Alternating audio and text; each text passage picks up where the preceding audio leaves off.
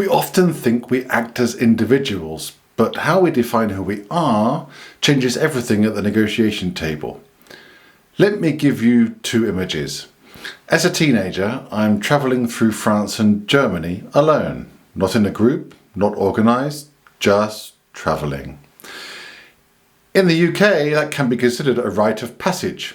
For example, also moving out at 18 or 19. Independence is the goal. You test yourself. And if you grow up in that environment, it simply feels normal. Now contrast that with something I experienced one day in a store. We're actually preparing, many years later, for a retail training, and a group of 7 Chinese visitors comes in. At first I think, okay, probably here for a trade fair. But what stands out is this: they don't scatter. They move together, they look at things together and discuss everything together. Stronger together, safer together. Not why are they all together, but why would you ever go alone? So at its core, this dimension is fairly simple. Do people primarily think in terms of I or we? In individualistic cultures like the UK, the US or Australia, people see themselves as independent. Personal achievement matters. Initiative is valued. Responsibility sits with the individual. Business tends to be more transactional. You focus on the task, you reach an agreement, and the relationship may follow. In collectivist societies such as China, Colombia or Indonesia, people see themselves as part of a group, family, organisation, network. These come first. Loyalty matters, harmony matters, and relationships are central. Here, business is personal. Without the relationship, there's no deal. Trust comes first, the agreement follows. And you'll often notice this at the table. Conversations may feel less direct. And before answering, people may look at each other, checking alignment, sometimes without saying a word. Now, these differences don't just come from anywhere. They're shaped by how societies have developed over the centuries.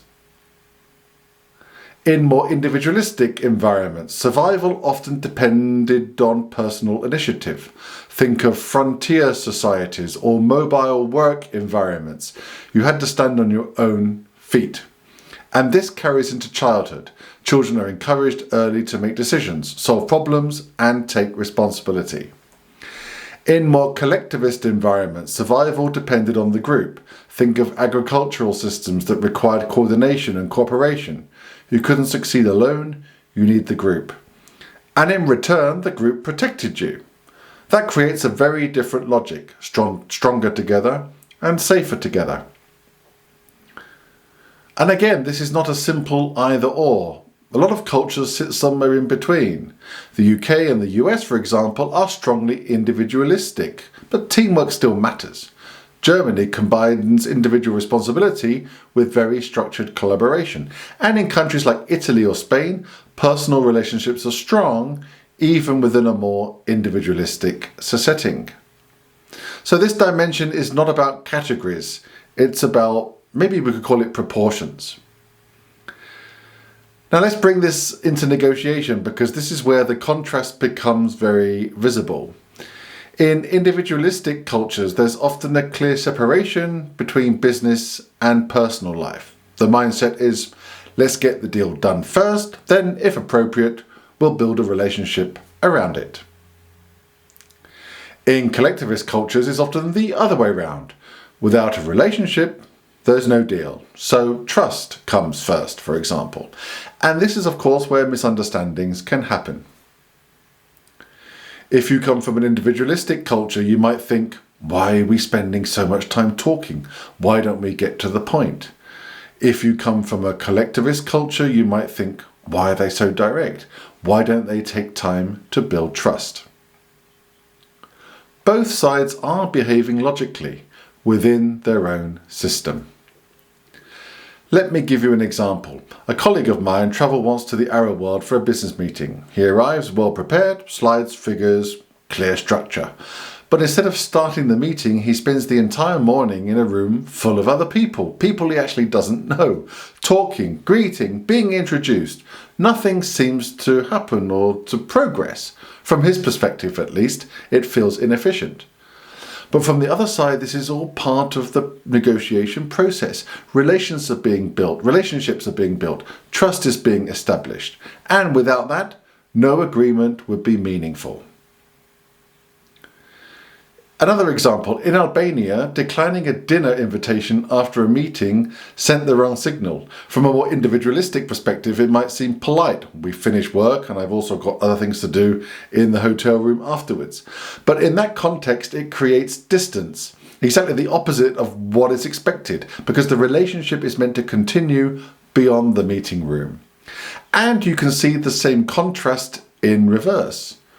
In the UK, it's quite normal for one person to represent the whole company in the negotiation. In more collectivist societies, you may face a whole group because decisions can be shared and presence signals commitment. We all come together. As a negotiator, it also helps to see how this dimension connects to others. In collectivist cultures, this often links to power distance, which you can read about or look at in a separate video. This group is not flat, it has a structure and people know their place within it. And consultation is not only about harmony, it also reduces risk. Responsibility is shared, which links then directly to the other dimension, uncertainty avoidance. So, what does all this mean to you or for you? If you come from an individualistic society or culture, then slow down. Invest more time in the relationship, show an interest in people and their cousins and their friends and not just in the deal.